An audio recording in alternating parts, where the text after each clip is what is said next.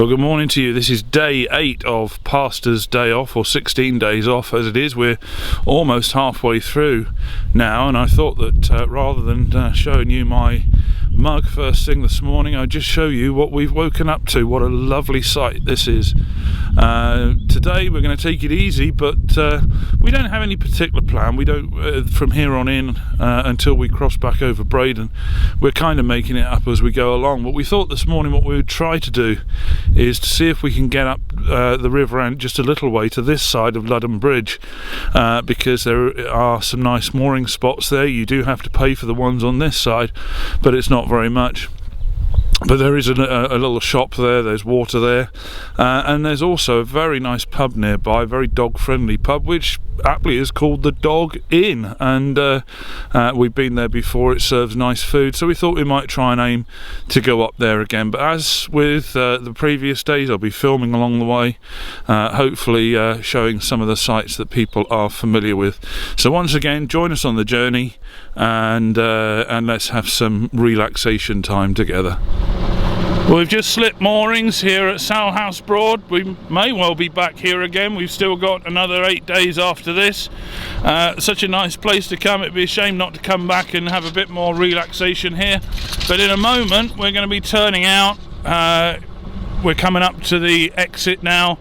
We're going to be turning out of Salhouse Broad and onto the River Bure, heading east down towards the entrance of the River Ant, and then we're going to go up there and see if we can get a mooring just this side of Ludham Bridge.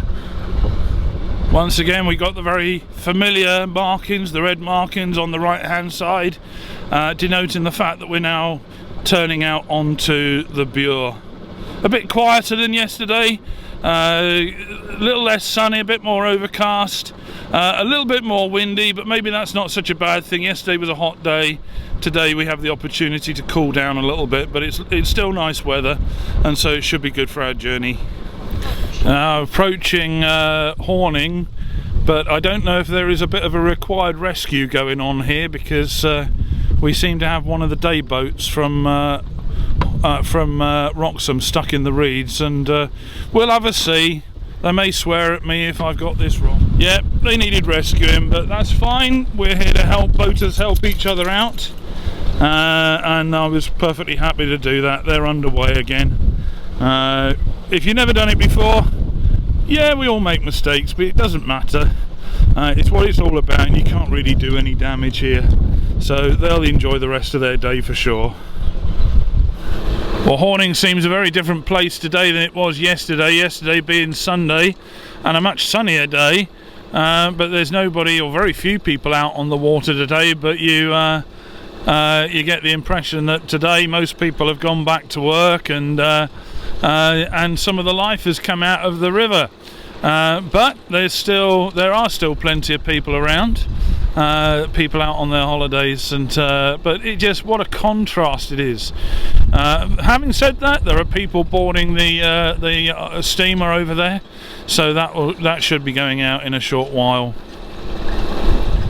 Some things, however, don't change, even though it's Monday morning, although we probably could squeeze in there if we wanted to, but the BA moorings are pretty much full up. Certainly if you're on one of the typical hire craft, you're not going to get in there, but it is a very popular place for people to visit, and there's a couple of little shops here that people like to get provisions from. Someone told me earlier on in this week that there's an unwritten rule that motorboaters don't wave at sailboaters. Well, I'm a sailboater, I'm going to wave at this one. All right.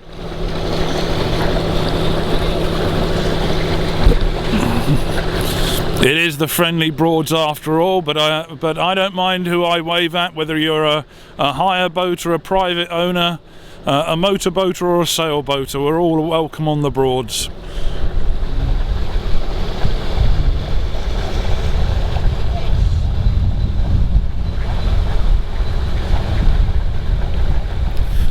Well, there it is. You can see the remains of St Benet's Abbey in the background, and there's already a boat turning in, and that is the entrance there to the River Anne, and there things do get a little bit narrower, but that should be taking us up to the mooring that I'm hoping to get for this evening.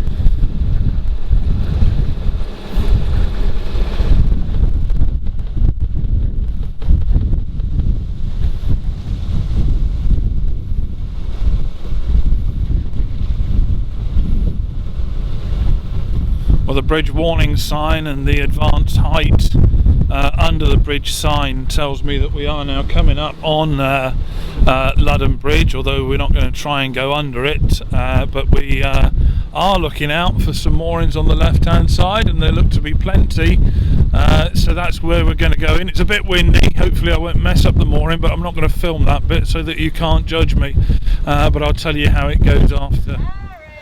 Well, we are moored up now at Ludham Bridge, but let it be said that I am not one to shy away from admitting when I make mistakes.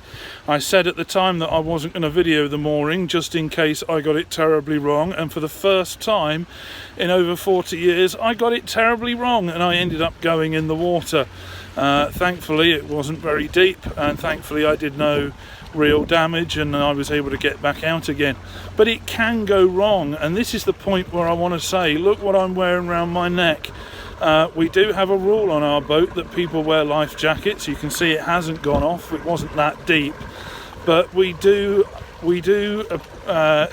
respect the water. We do understand all the reasons why things can go wrong, and as you can see, even the boat that's passing by me, as with many, nobody on the boat is wearing a life jacket, but it can go wrong. I've just proved that it can go wrong, and I would highly recommend for your own safety that you do wear the life jackets that are provided for you. They will save your life. But anyway, it has to happen sooner or later. I'm not the only one in this family that's been in the water, and I'm sure I'm not going to be the last. But keep safe, and we'll show you a little bit more of Ludham Bridge a little bit later on. Well, this is the other side of Ludham Bridge, and these are the BA moorings, and very quiet today actually. These can get very busy, these can get very chocker, especially on a changeover day, with boats either going up to Salhouse or coming back from Salhouse. It's usually a good starting or finishing point. In fact, there's a boat coming up underneath a private boat, and he's probably been up on Barton Broad for a sail. Very good sailing area.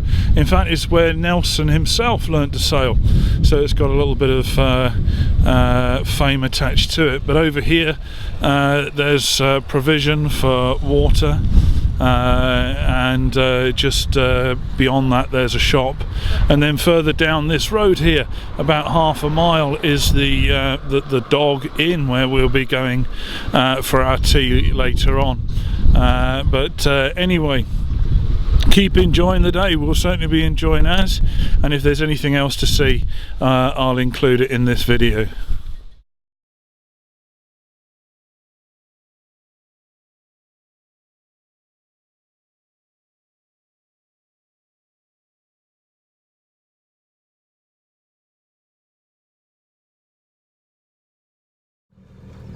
Well, good morning and welcome to day 9 of Pastor's Day Off. Yes, I've got a big floppy hat on my head. My wife thought that would be a good idea, and it is. Yes, she's a very wise woman, my Mrs. Pastor's Day Off. But we're going to get ourselves underway shortly. We're still here at Ludham Bridge, and probably not go too far today. I think we need to aim maybe for Womack Dyke again, so that we can use the facilities at Hunter's Yard.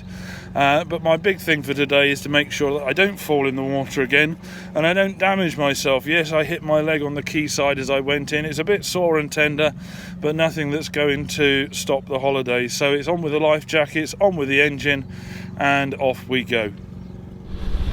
Well, we've just successfully unmoored from Ludham Bridge, and we're heading back down the River Ant now, heading towards the River Bure once again. A little bit windy, there's a few more boats out this morning, so we're taking a bit more care. But very soon we'll be back on the Bure. We'll turn left at that point, and we'll be going past one of the other well-known and quite famous sites of the Northern Broads. That would be St Benet's Abbey. Well, even though the Ant is a very narrow river, you still have people trying to sail up it, and even though I am a sailboat, because I am under motor, I have to give way to him.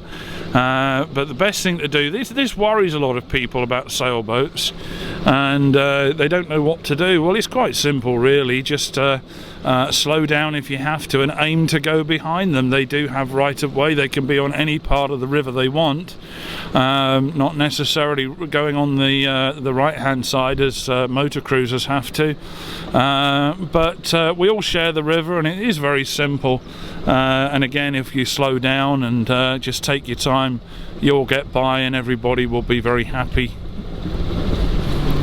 And here we are again at the end of the River Ant, and because we're coming out onto the main river, we are the ones who have to give way, but there is nobody coming, and so the boat in front of me has now started to speed up, so we can put a few more revs on ourselves. But that's how you approach a river. It's just the same as when you're driving a car and approaching a T-junction. If you're coming onto the main road, you give way to those who are on the main road, and it really is as simple as that. In fact, when you're on the Norfolk Broads, it's more important perhaps to know about the highway code than it is about seeking to read rules of the river, because if you stick to that, you won't go far wrong.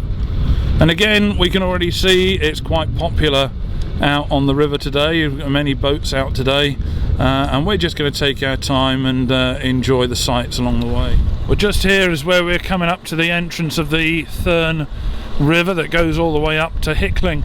But this can be a little bit confusing here, because it would almost appear that the main river is what goes straight on here.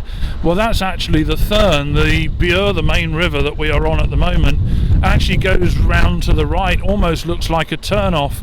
But again, it can be confusing, because I said before, it is those who are on the main river that have the right of way, but here catches a few people out. But there doesn't seem to be anybody coming up. We seem pretty clear. I've signalled even to the people behind me that we're heading up the Thurne, so they are coming onto my starboard side now, so that they don't cut across my path. But here, just a little way up as we go into the Thurne River, we'll see the entrance to Womack Dyke, and we're going to see if we can get a mooring up there. Yeah, and here we are, we're coming up to the moorings just outside Hunter's Yard, and look, there are plenty of them. So we're just going to take it slowly, and we're going to moor up here. Well, here we are, we have successfully moored up at Womack Dyke, and we're going to be here for the rest of the day so that we can use the facilities over there at Hunter's Yard. And yes, successfully, I didn't fall in the water this time, and thank you to those who have shown concern that I did yesterday. But here we are, and it is again a lovely spot, and we're going to spend the afternoon relaxing and getting some energy back now. Well, this is the end of day 9 of Pastor's day off, and it's a very nice evening here in Womack Dyke. I've spent most of the afternoon resting. We did have a bit of a walk earlier down to Womack Staithe and to the little shop there, but then we came back and we rested, and we're going to have a restful evening. So anyway, I trust you've enjoyed today, and if you have, then please join us for the next instalment, tomorrow's day 10, and again we'll just be simply making it up as we go along, but there's no hurry, we're not in a rush to get anywhere, we're just wanting to enjoy ourselves and relax, and I trust that you will do as well.